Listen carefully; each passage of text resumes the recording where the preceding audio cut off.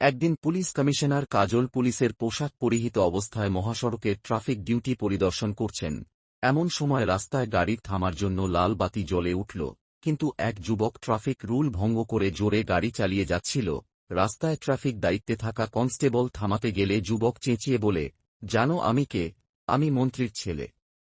এরপর police commissioner কাজল তা দেখে কাছে গিয়ে যুবকটিকে উচিত শিক্ষা দিল এবং সে বলল, আইন সবার জন্য সমান। এই দৃশ্য দেখে চারপাশের লোকজন হাততালি দিল। একদিন পুলিশ কমিশনার কাজল পুলিশের পোশাক পরিহিত অবস্থায় মহাসড়কে ট্রাফিক ডিউটি পরিদর্শন করছেন।